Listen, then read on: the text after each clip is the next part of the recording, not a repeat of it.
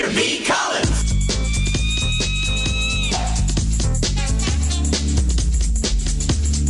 Peter B. Collins, news and comment. It's Wednesday, October 21st, 2020. As most of my listeners are aware, and I've tried to say it enough that you're not going to be surprised, your humble host is planning to retire approximately 2 weeks after the 2020 election is settled. So that's kind of open-ended. But I do expect it'll be before mid-December when the Electoral College meets to seal the results of the 2020 presidential election. And as I prepare to retire, I want to invite somebody else to join me. She's 20 years older than I am. And while I've often disagreed with her, she has served our country with some distinction. But Dianne Feinstein, it is your turn to step down, slow down, and retire from the United States Senate. And it's not just that hug you gave Lindsey Graham last week at the conclusion of the confirmation hearings in the Judiciary Committee for Amy Coney Barrett. It's because you're old school. You don't have the combat skills that are required in the partisan mosh pit of the U.S. Senate today. And your efforts to be bipartisan, to support a form of comity, may be well-intentioned, and historically, they may have served you as a centrist well enough. But your management as the ranking Democrat in the confirmation hearings for Amy Coney Barrett was deplorable. And while you did mouth the right words that, we shouldn't have been holding a hearing, that the Republicans violated their own standards set back in 2016 when they avoided a confirmation for Merrick Garland. And when she told Lindsey Graham, this has been one of the best sets of hearings that I've participated in. I want to thank you for your fairness. Thank you so much for your leadership. And they can hug all they want with or without masks. I really don't care about that. But she gave up before the hearings began. And I fault the Democrats, and Feinstein had to have some say in this, for refusing to explore Amy Coney Barrett's membership in an extreme Christian Catholic cult. But beyond that, she has been a compromiser, somebody who really only went to the mat for one thing, and I respect her for it, and that was the Senate Intelligence Committee report on torture. And even though she got thrashed by the Obama White House, who sided with the CIA to scuttle the report, I deeply respect Feinstein for soldiering on with that effort to cleanse the American body politic of the stain of torture. And other than that, she's delivered pork for California. She's gotten in the way of environmental gains. And so, Senator Feinstein, I am asking you, along with other progressives, to submit your retirement at the end of January. Now, with prospects for the Democrats regaining control of the Senate, this would represent a big sacrifice. She's been there a long time. She's got seniority. She would be chair of the Judiciary Committee. And that's what drives a lot of us who say, enough, Dianne, enough. Also, presuming that Biden and Harris win, that would have California represented not by one, but two appointed senators. But that happened before. Back in 1992, we had two Senate seats open at the same time. That's how Feinstein went to the Senate. And I will just note that personally, I have been trying to arrange for her to retire since 20 years ago. In the year 2000, I worked as a paid consultant to moderate Republican Tom Campbell when he challenged Feinstein for her Senate seat.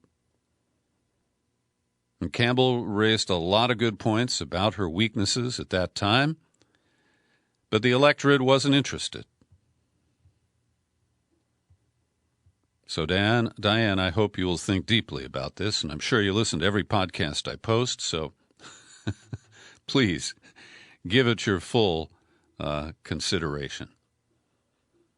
And speaking of Amy Coney Barrett, The Guardian has a report under the byline of Stephanie Kirschgassner in on their website today. And this is so frustrating, because I referenced that the Democrats were all trained not to bring up people of praise. This secretive faith group that is nominally Christian, but her cell of the sect is mostly Catholic, based in Indiana. Now people have come forward, and I want to be clear that nobody is pointing a finger directly at Amy Coney Barrett. But the group that she's been virtually a lifelong member of, her daddy was one of its founders, is accused of sexual abuse allegations, emotional trauma. Former members who spoke to The Guardian said they're deeply concerned that too little was understood about the community of people of praise ahead of Barrett's expected confirmation by the full Senate next week. Two people familiar with the matter say that more than 24 former members of the group, many of whom say they felt triggered by Barrett's nomination, are participating in a support group to discuss how the faith group affected their lives. One former member, who wants to be known only as Esther, said the basic premise of everything at People of Praise was that the devil controlled everything outside of the community, and you were walking out from under the umbrella of protection if you ever left. It was okay with it being in a tiny little corner of Indiana, because of a lot of weird stuff happens in tiny little corners of the country. But it's just unfathomable to me that you would have a Supreme Court justice who's a card-carrying member of this community. People of Praise, The Guardian narrates, is rooted in the rise of charismatic Christian communities in the late 60s and 70s, which blended Pentecostal traditions like speaking in tongues and prophecy with Catholicism.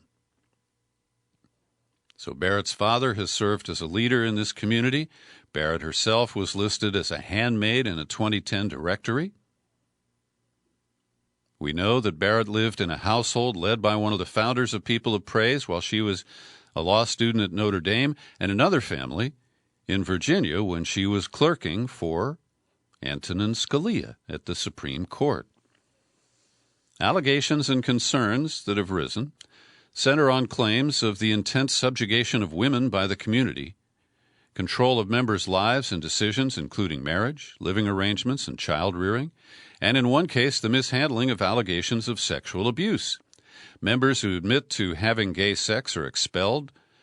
The group staunchly opposes same-sex marriage.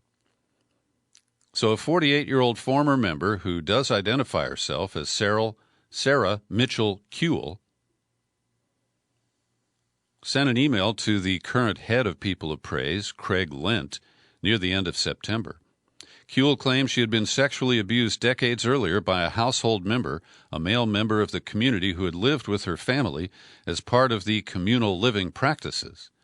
Single people were expected to be celibate and live in family households, which were expected to provide an example of married life. Now, her alleged abuser, she says, admitted to her father that he had been molesting her from age 4 to age 6. And the family group included other single men and women. And Kuehl said in the email, "I've struggled for years on whether to hold POP accountable for what they knew, when they knew it, and their attempt to hide and cover up." So they've hired a law firm that has connections to Steve Bannon.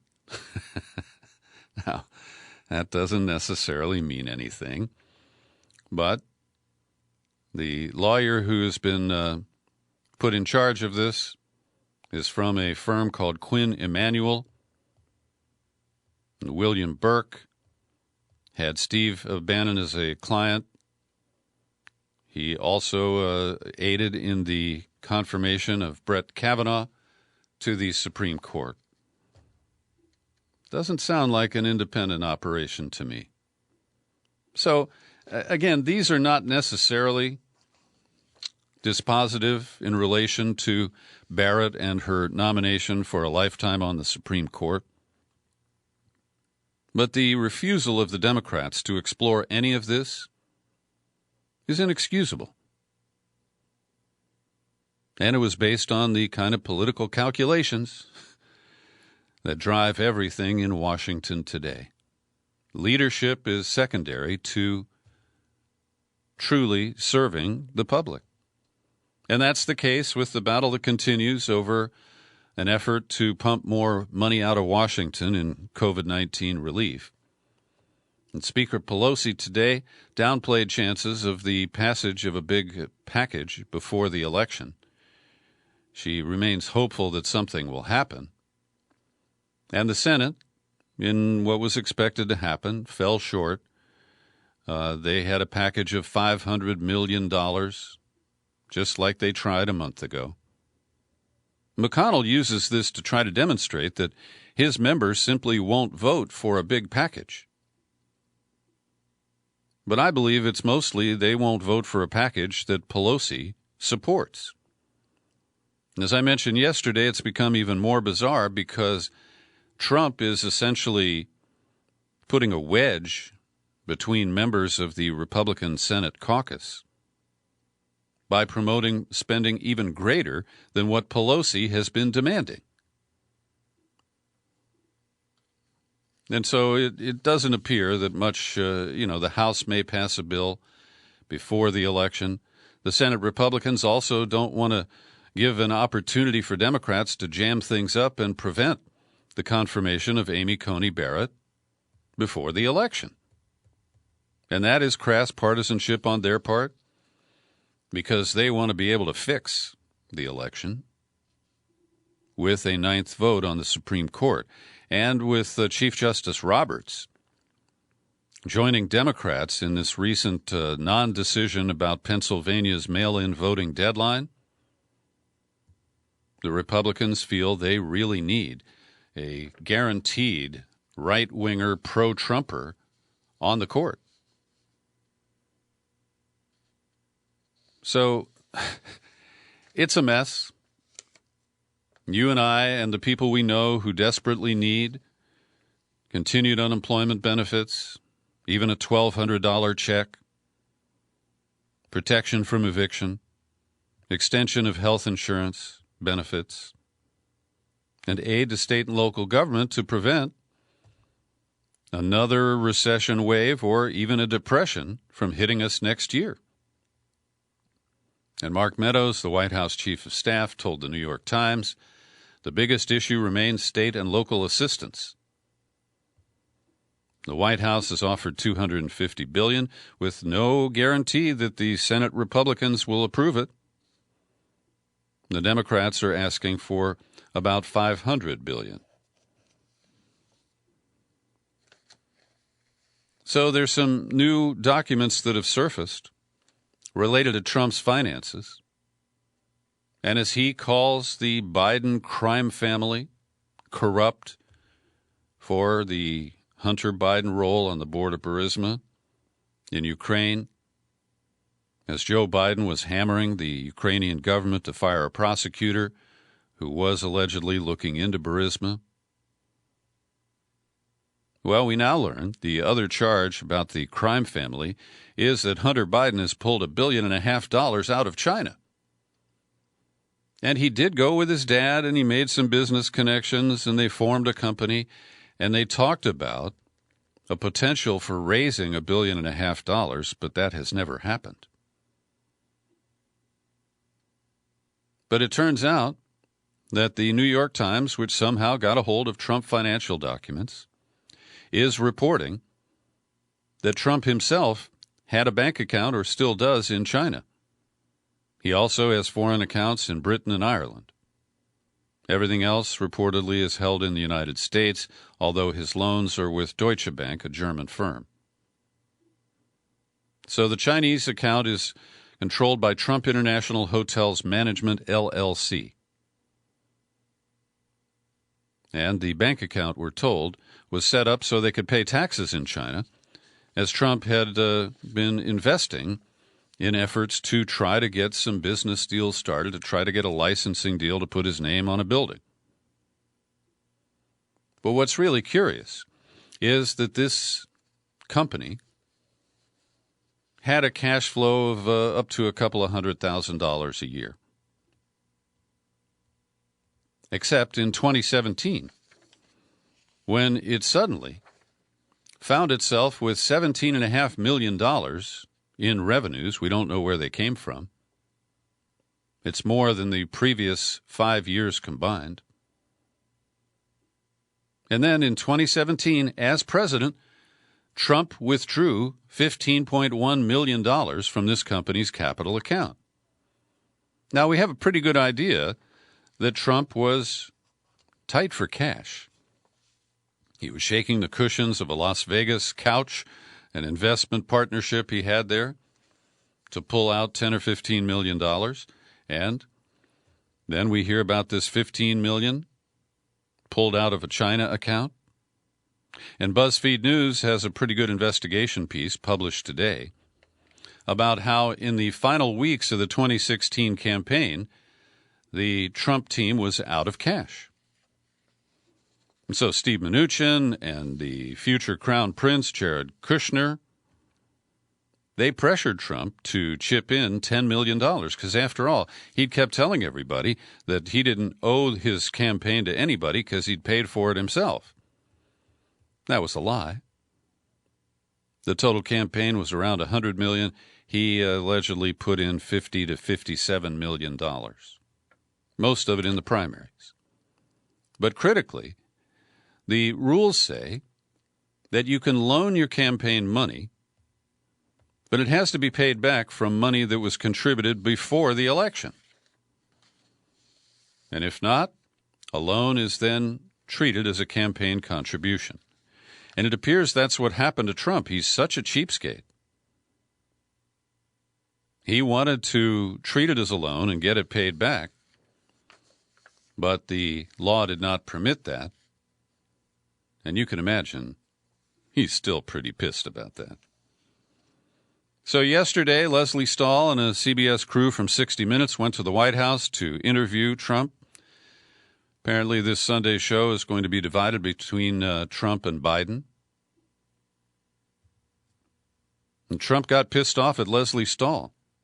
We don't know exactly what provoked it, but probably it was questions about things that he's just really sensitive about.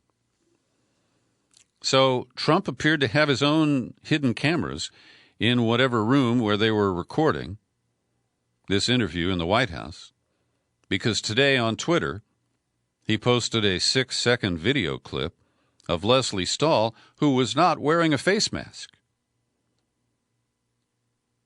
And that, I guess, is supposed to invalidate everything else that she did during this White House visit and the interview.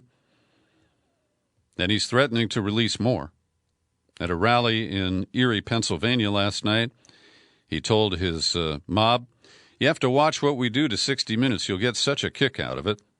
Leslie Stahl is not going to be happy."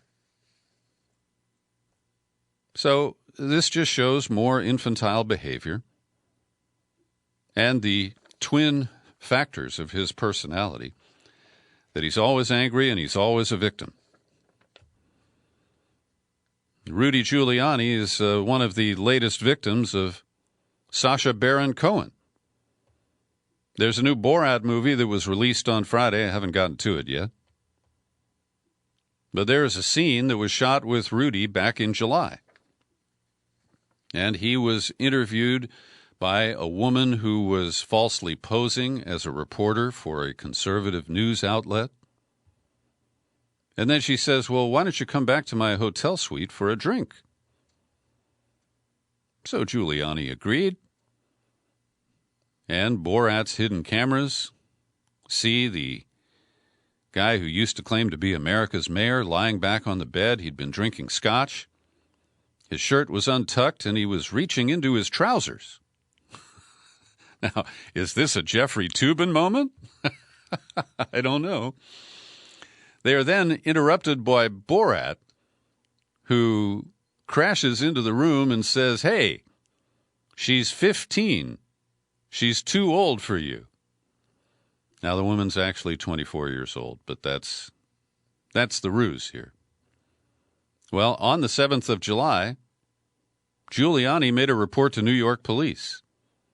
He said he'd been in a hotel room when a guy came running in wearing a crazy pink transgender outfit. It was a pink bikini with lace underneath a translucent mesh top.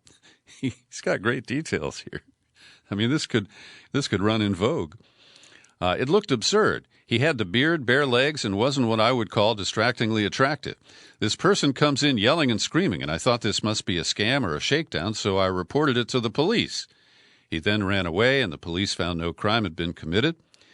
Giuliani went on, I only later realized it must have been Cohen, not Michael, Sacha Baron Cohen. I thought about all the people he previously fooled, and I felt good about myself because he didn't get me.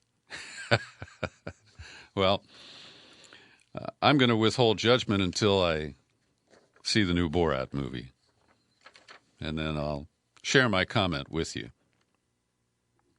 So, as you may know, there's big pushback from corporate media, Democratic allies of Joe Biden, that the laptop computer that surfaced in the improbable way from a repair shop in Wilmington, Delaware, and found its way to Rudy Giuliani is somehow a Russian psychological operation. It is election interference. And at this point, I can't really say. But the partisan loyalists that Trump installed over at the Director of National Intelligence Office, John Ratcliffe, went public and said, no, the intelligence doesn't support that. This is not a Russian operation. So Democrats in Congress quizzed the FBI. They said the FBI has nothing to add at this time to the statement by the DNI that said that Russia orchestrated the discovery of this laptop computer. The FBI assistant director sent a letter to Ron Johnson, the Wisconsin Republican, who has been desperately looking for dirt on Biden that he could deliver to support his crony, Donald Trump. And I have to say that I simply don't know.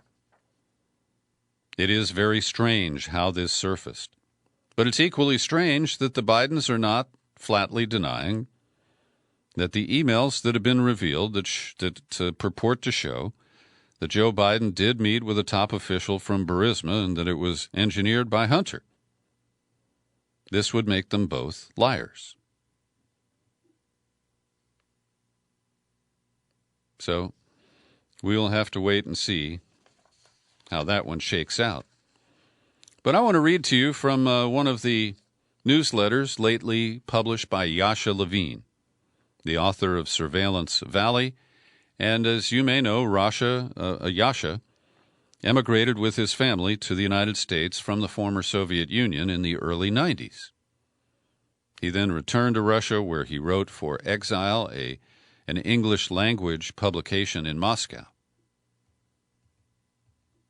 And he picks up from last week, Twitter decided to just straight-up censor a New York Post story that weaponized Hunter Biden's boring rich kid degenerate life and his corrupt dealings in Ukraine. This crude attempt at censorship only inflamed interest in this obvious hit job and the shadily obtained computer data on which it is based. So it was followed up by a coordinated media barrage by Democratic Party commentators and operatives backed up by left Dem suck-ups telling people that not only is there no story here, but the whole thing is almost certainly a Russian op. This hunch was then supposedly confirmed by a whole gang of former intelligence officials, attesting to the fact that this was indeed a Russian op. All the while, the Post story was making liberals across America lose their minds. They were out in force speculating on Facebook, Twitter, and in their personal chats that the emails were forged and the pics of Hunter smoking crack and looking cool were deep fakes generated by the Kremlin. Russia was attacking American democracy all over again. Meanwhile, Biden's campaign wasn't even denying the thrust of the Post story, that Joe Biden met with a corrupt Ukrainian oligarch who was paying his son Hunter $50,000 a month for political cover and access. All this back and forth about who Joe Biden met or didn't meet and whether it was all a Russian op obscured the fact that Hunter Biden was indeed corrupt and that his corruption was totally, absolutely normal. Burisma, Ukrainian energy company, had paid Hunter $3 million, and he didn't have to do anything other than party in Kyiv and offer his name and his connections to Daddy, all the while Daddy, as the VP, had huge sway over Ukrainian politics. What's the big deal? Levine asks. This is the kind of perk you expect to get when you're part of the ruling elite.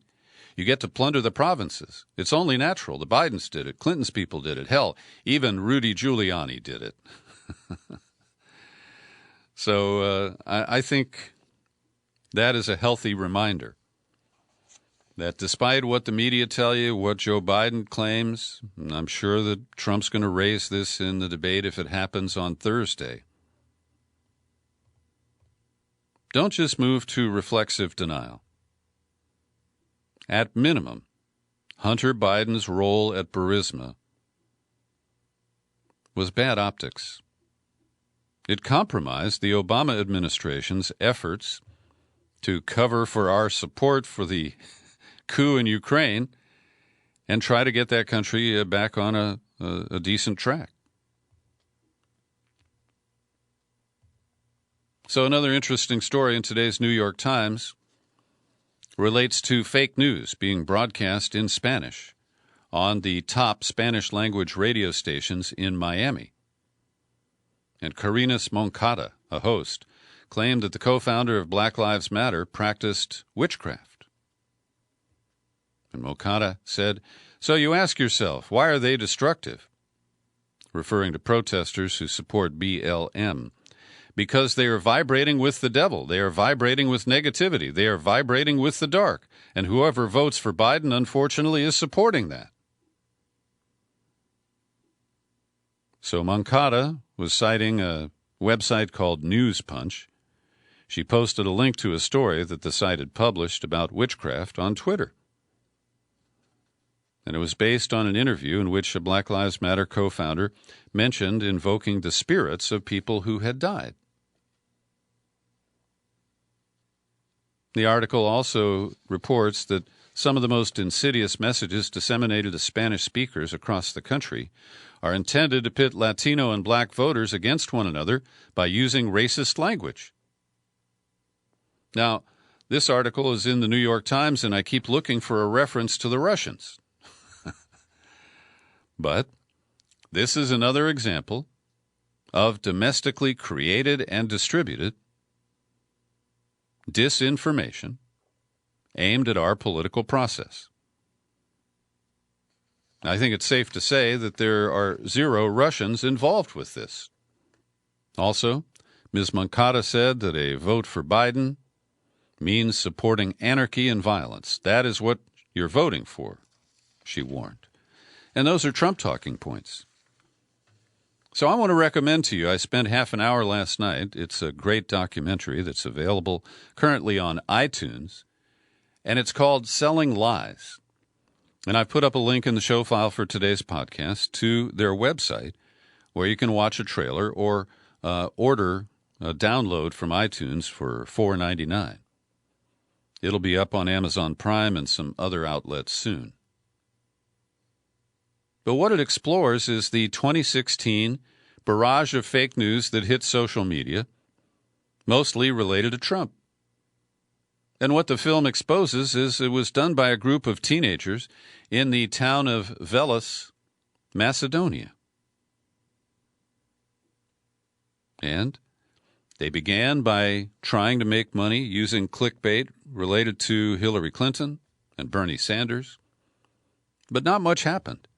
And when they tapped into the rich vein of the Trump story, and when they hired American writers so that their posts were in perfect English and they contained lies and misdirections, but it was all done just to make money. And the film implicates the Macedonians in the creation of the whole Pizzagate narrative that is central to QAnon. And the key figures all maintain that there was no Russian involvement in the Macedonian operation. There were some people with libertarian views who aligned with Trump, and they took pleasure in promoting his candidacy, even with falsehoods. And there were as many as 1,000 fake news sites linked to the Macedonian operation that generated an estimated $60 million in the fall of 2016 alone. And some of the people think that they got Trump elected. They want to take credit for that. So I've invited the filmmaker, Leslie Iwerks, to join us for an in-depth interview, and I hope to be able to bring that to you soon. But it underscores my long-term belief that Russia did attempt to hack, they did attempt to meddle, but it was cartoonish. When you compare the powerful bullshit created in Macedonia with the amateurish bullshit that was created in St. Petersburg by the Internet Research Agency, it's a difference of night and day. And when you see the Mueller report try to use the IRA, indict people who worked there, and claim that they manipulated the election in the United States in 2016, my bullshit detector just goes into the red, and the needle bends over. So with that in mind, we have the latest salvo from 2016. Igor Danchenko, a Russia analyst, who provided the raw information for the Steele dossier written by former British spy Christopher Steele for an opposition research firm based in Washington. The fees were laundered through a law firm. Well, he's trying to clean up his reputation because he's been smeared, he says, as a Russian spy, and he's not. And he explains the sourcing for the alleged P-tape of Trump hiring hookers to piss on the bed at the Ritz-Carlton where the Obamas had once slept. And Danchenko says that he interviewed people who worked at the hotel, some of the housekeepers, and he gives credible details about the origins of this story. But he said it was only raw intelligence, and that was his job, to scoop up the rumors and the hearsay and submit it to Steele and then, in turn, to the company in Washington.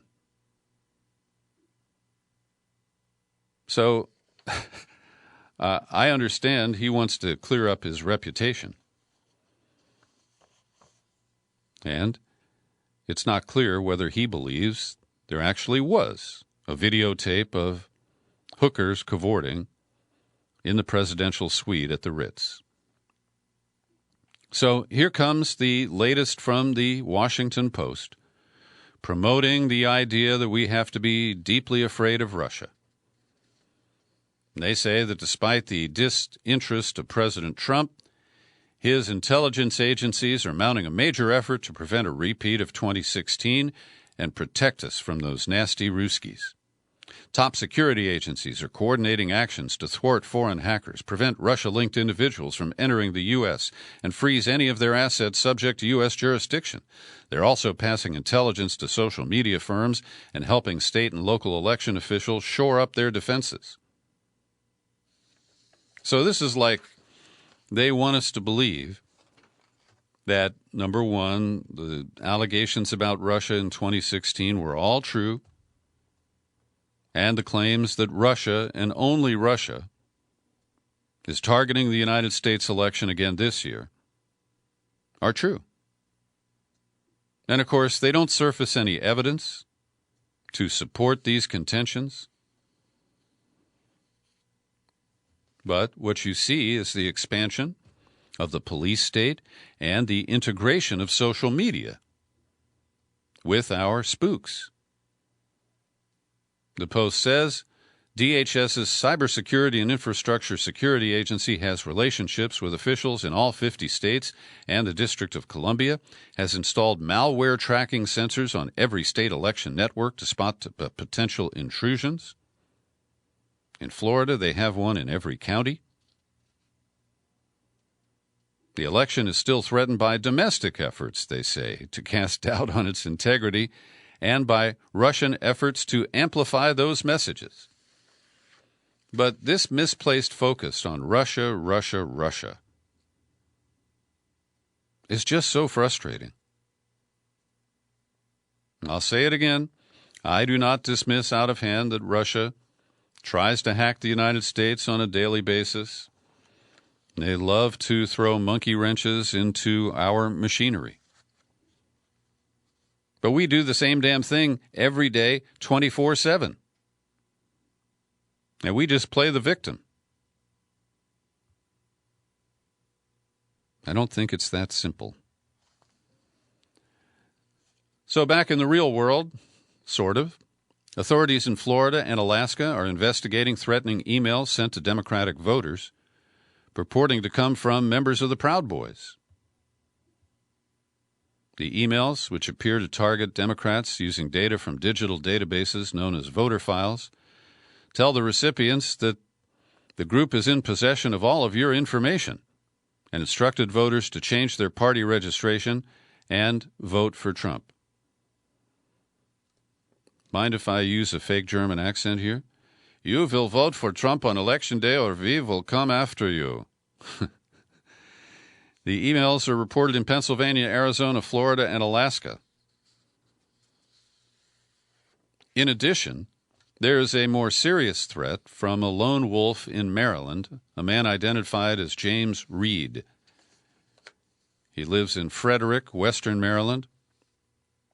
On October 4th, at a home that had Biden-Harris signs in the front yard, he allegedly left a handwritten note, and BuzzFeed even publishes a copy of it. Now, this is a really stupid move, because the Ring camera at the door of the home where he left this handwritten note got two really good pictures of him. So he's in custody now. The thread he wrote, "This is a warning to anyone reading this letter. If you're a Biden-Harris supporter, you will be targeted. We have a list of homes and addresses by your election signs.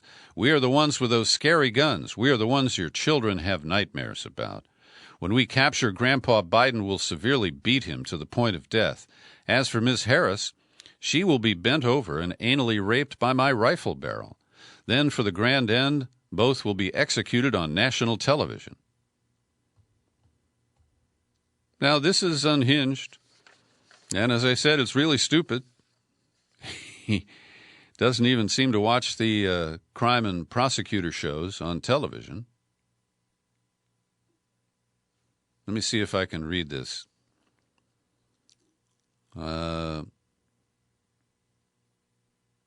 He mentions Gabby Giffords, the Arizona congresswoman whose husband, Mark Kelly, is on track to win the Senate seat there. And Giffords, of course, was shot while she was serving in Congress. He says, "I will personally finish what the retard in California failed to do. I will personally put my Glock 17 to her head and make damn sure," he spells damn D-A-M, her brains go out the back of her skull, as well as any other anti-gun group leaders. So she seems to be either saying that Gabby Giffords is in California, which isn't true, or she is referring to Senator Harris there. Grandpa Biden and Mrs. Harris, when we capture Grandpa Biden, we will all severely beat him to the point of death. And then the threat to sodomize Mrs. Harris with a gun. The both will be executed on national television. I would prefer CNN. This is pretty sick. Reid said he is said to have told investigators he didn't know the people at that home. He only left the letter there because it was the first house he saw with signs supporting the Democratic candidates. He was taken into custody on October 16th. Lee Camp is a politicomic. I think he's a very funny guy with a very serious approach to his work. And at Consortium News today, he published the top 10 people to blame if Biden loses. Number 10 is Joe Biden. He says, blame Biden for his unwillingness to even head fake for a second, as if he holds even the smallest of progressive values. Biden could send a lightning bolt of enthusiasm into his campaign if he were to announce he's supporting Medicare for All or the Green New Deal, or hell, if he just said he enjoyed a Susan Sarandon film.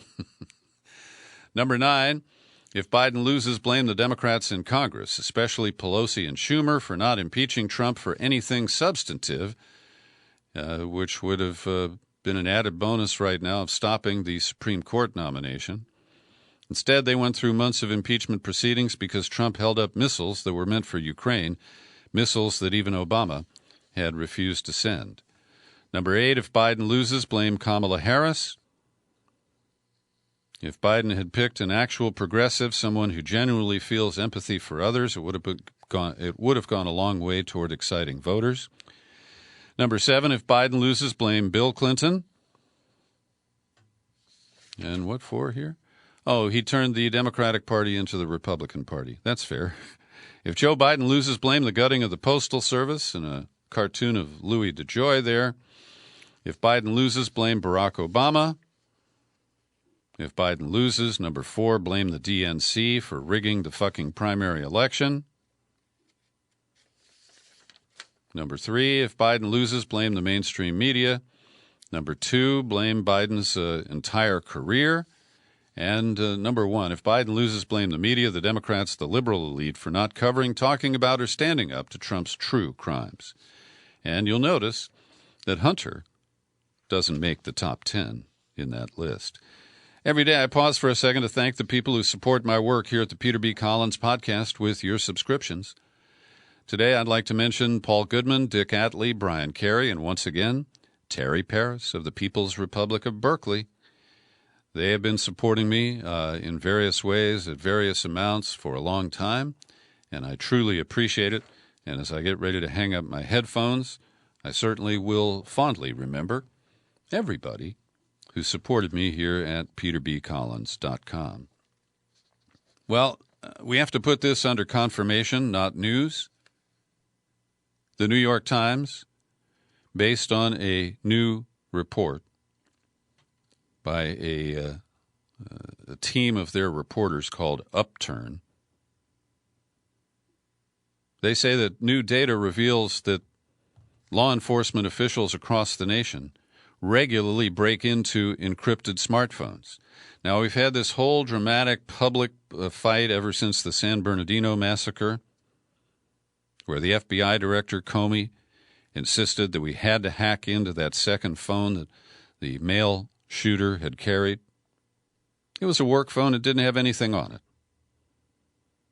But they made a big deal, and Comey even said that they paid some firm 10 times his salary or something like that to hack that phone.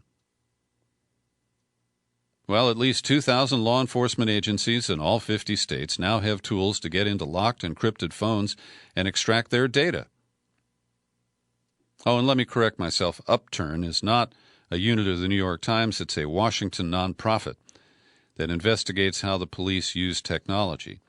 At least 49 of the 50 largest police departments have the tools. And sheriffs and cops in Buckeye, Arizona, Shaker Heights, Ohio, and Walla Walla, Washington, have these gizmos too. And Cyrus Vance, the DA in New York, said, "We may unlock it in a week, we may not unlock it for 2 years, or we may never unlock it, but they believe they have the right to access these phones." And it's very clear, our privacy has been fundamentally and permanently compromised. And anybody who tells you that you're having a secret call on WhatsApp or on Tor, don't be lulled into that kind of complacency. So with all the possible combinations, a 6-digit iPhone passcode takes about 11 hours to guess, and a 10-digit code takes 12.5 years. The tools come mostly from Grayshift, an Atlanta company co-founded by a former Apple engineer, and Cellebrite, which is an Israeli unit of Japan's Sun Corporation. This is an international hacking competition. The police in Bend, Oregon, with a population of a mere 100,000, have spent more than $62,000 on phone hacking technology in just the last 3 years. Then there's a report at The Intercept today under the byline of Sam Biddle. Maybe you've heard of the company called Data Miner that can't afford the E between the N and the R.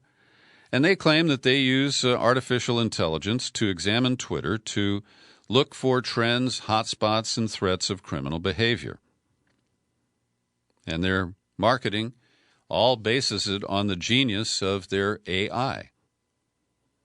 But Biddle shows that through interviews with employees and former employees, that it's a lot less high-tech than that, and that they target people they think are members of street gangs based on the color of their skin and the colors that they display. Many of them are not qualified, so they turn to veteran police officers.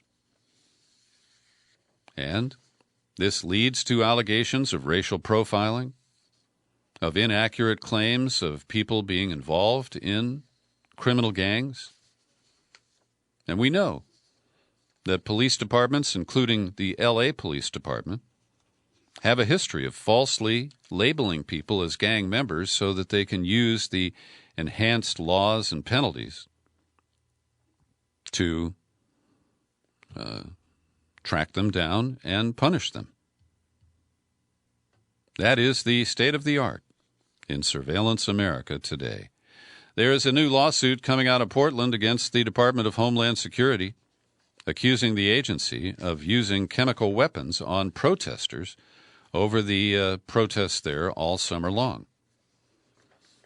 And what we're learning is the weapons that are mentioned in the complaint, including bullets, CS tear gas, OC spray, also known as pepper spray, and hexachloroethane. I doubt that's how it's pronounced, but that's my phonetic attempt. That chemical is in smoke grenades. And it is believed that these grenades release chemicals associated with short and long-term human health effects, including nausea, vomiting, central nervous system depression, kidney and liver damage, and cancer. And the groups who filed the suit detail the serious risks of using CS tear gas, citing a 2014 report that showed it had a profound effect on the respiratory system, and they say that it's being flushed down the sewers by goons with power washers with unknown outcomes. Meanwhile, from Louisville, Kentucky, 2 developments in the Breonna Taylor case. One is that the cop who was shot by Taylor's boyfriend, Kenneth Walker, his name is Jonathan Mattingly, and he broke his silence, gave an interview to ABC News. where he offered a really lame kind of excuse. He said, if we hadn't waited so long after we knocked for somebody to come to the door, we wouldn't have given Walker time to get his gun and shoot me. And this is a real convoluted hypothetical being offered to defend the indefensible.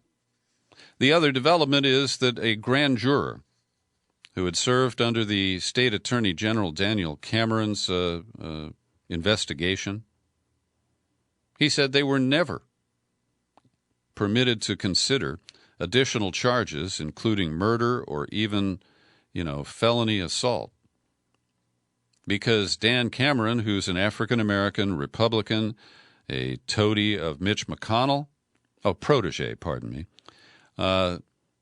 he did not allow them to consider that. He excluded it, saying that, we couldn't make those kind of charges stick.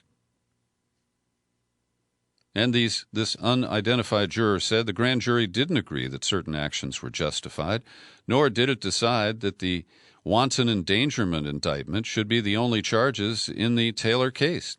The grand jury was not given the opportunity to deliberate on these charges and deliberated only on what was presented to them, which was the proverbial ham sandwich. The ACLU is very frustrated. They've been trying to reunite more than 500 children with their parents. 545 kids were separated from their parents at the border going back to 2017. And we know that they didn't even put tags on these kids. They didn't, collect any meaningful data. They just separated them and said, who cares? These are disposable human entities. And so this report, which started on behalf of a woman from Congo who entered the country, who was separated from her 7-year-old daughter, they have since been reunited. But it is estimated that 2/3 of the parents were deported to their country of origin, and efforts to track them and either bring them to the U.S. or send their kids back to the native country have been unsuccessful so far. Well, it sounds good, but not really. The Justice Department announced it's reached an $8 billion settlement with Purdue Pharma, one of the producers of OxyContin and other opioid painkillers. Purdue agreed to plead guilty in federal court in New Jersey to 3 felony counts for defrauding the United States and violating an anti-kickback statute. The Justice Department is crowing it's the largest penalties ever levied against a pharmaceutical company. However, that $8.3 billion is a wiggly number. It's fuzzy math, because Purdue took itself into bankruptcy before it was bankrupt, and they're using that to dodge the liabilities and the obligations that it has. And more notably, the members of the Sackler family, who reputedly took $13 billion in profit out of Purdue, have agreed to pay back a mere $225 million in a civil settlement. And the prosecutors are livid. Attorney General Maura Healey in Massachusetts said justice in this case requires exposing the truth and holding the perpetrators accountable, not rushing a settlement to beat an election. I'm not done with Purdue and the Sacklers, and I will never sell out to the families who've been calling for justice for so long. Here's today's COVID-19 update, edited by Linda Lewis. And as we look at the trends across the United States, we have a sharp upturn in cases. And we see them clustered in the northern tier of the Midwest, the Dakotas. Wisconsin is particularly hard hit right now. We're now averaging 60,000 new cases a day. We peaked in the summer at about 70,000. And so the trends are not positive. So we now have a total of 8.2 million confirmed cases in the United States. Yesterday, a reported new 60,600 cases and 832 new deaths, bringing the total over 220,000. That's according to the New York Times. Some of the numbers do vary a little bit depending on the source and the schedule of when they get the data.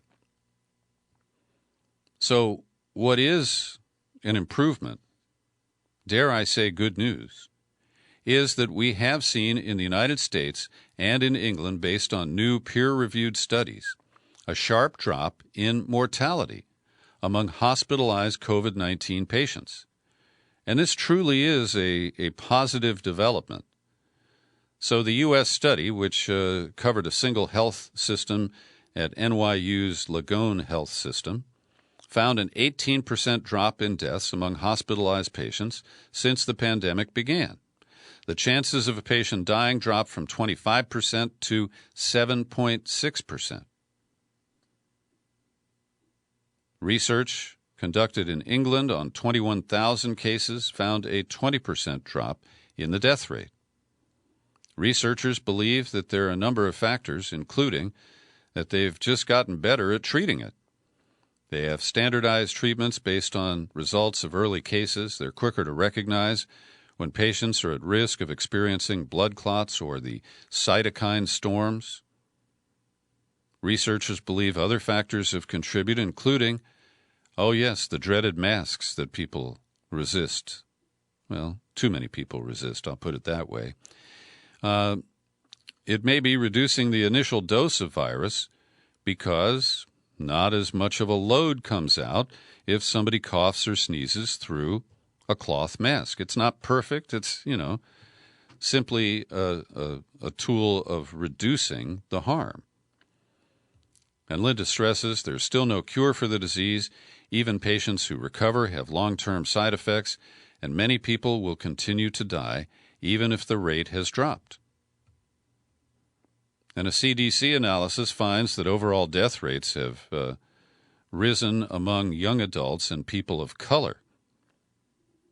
And they also are reporting total excess deaths so far in this year of 300,000. And that means that with roughly 220,000 directly attributed to the coronavirus, the causes of death that are not directly related rank between 75,000 and 100,000 nationwide. And while the pandemic has mostly killed older Americans, the greater percentage increase in excess deaths has occurred among adults aged 25 to 44. In the youngest age group under 25, deaths declined by 2% compared to the average. People of color had large percentage increases in excess deaths compared to previous years. Hispanics experienced a 54% increase, blacks a 33% rise. Deaths were 29% above average for American Indians or Alaskan Natives and 37% above average for those of Asian descent. And this report reviewed deaths from January 26 to October 3rd of this year. Researchers estimated that 299,000 more people than expected died in the United States during that period. A Brown University, and let me add this to that. This is a report from the Associated Press. Overdose deaths have increased to an all-time high, and of course we are not even at the end of this calendar year. But Kentucky, for example, in the month of May, it was the deadliest month for overdoses in the past 5 years. At the end of August, the state had seen almost as many overdose deaths as it had in the entire year of 2019. Across the U.S., 71,000 overdose deaths last year, 74,000 were counted from April 2019 to March 2020, and it was 68,000 in the comparable period the year before. And some people argue that this is because of lockdowns, that people who were in treatment for drug addiction couldn't go to their groups or other, meetings or treatment. And I think that's a plausible explanation. But we also have to look that people were driving less. There have been fewer deaths attributed to car accidents. So in the end, I think we have to be careful about drawing firm conclusions from data that really is still being collected and analyzed. A lot of people cite the Sweden example as a case of intentional herd immunity. But in an interview, Anders Tegnell, the chief epidemiologist of Sweden, said, look, I want to make it clear. We did not lock down like many other countries, but we definitely had a virtual lockdown. Swedes changed their behavior enormously. We stopped traveling even more than our neighboring countries. The airports had no flights anywhere. The trains were running at a few % of normal service. So there were enormous changes in society. And he said to suggest that Sweden pursued herd immunity would be incorrect. In common with other countries, we're trying to slow down the spread as much as possible. To imply that we let the disease run free without any measures to try to stop it is not true. Well, I think that's an important clarification. Here in the U.S., a Brown University study of about 227,000 kids in all 50 states found a pretty low infection rate, 0.14% among students, 0.25% among staff. And even in high-risk areas of the U.S., the student rates were under 0.5%. A separate study of more than 57,000 open daycare providers showed that daycare was safe as long as basic safety measures were observed. The study has identified who washes their hands and who doesn't. About 85% of the adults who were surveyed reported frequent hand hygiene after contact with public surfaces, not services. Males, young adults, respondents with lower concern about the risk of infection, and respondents without personal COVID-19 experience reported less frequent hand hygiene. The study at the end of June showed that 5,000 adults participated. 96% reported having been in public during the previous week, and 85% said that they always or often used at least one form of hand hygiene after contact with high-touch public services. And this weekend, there's a big religious gathering on the Washington Mall. 15,000 are expected to be under the spell of evangelical leader Sean Fucht of California. And it appears that there will be limited observance of COVID-19 protocols. This, of course, is happening almost adjacent to the Rose Garden at the White House. And we'll see if this will become a super spreader event sanctioned by the good Lord. As you know, I sit less than half a mile from San Quentin Prison here, the notorious lockup here in California, and our oldest penitentiary, and a stunning appellate court order has directed the Department of Corrections and Rehabilitation to reduce the population by 50%. They have been instructed that they have to reduce the population to about 1,700, either by releasing life prisoners who are close to parole or by transferring prisoners to other facilities. And they really slammed the administration for its deliberate indifference to the safety and health of San Quentin inmates. And by implication, I would include Governor Newsom, who I think failed to recognize the significance of the outbreak of COVID that was driven by the transfer of prisoners from other California prisons to San Quentin. And finally today, Pope Francis has broken from Roman Catholic Church tradition and from the teachings of his still alive predecessor, the retired Pope Benedict. Francis told a documentary filmmaker that he wants to support civil union law for same-sex couples. He said what we have to create is a civil union law. That way they are legally covered. Now, this is a huge shift. The church teaches that homosexual acts are intrinsically disordered.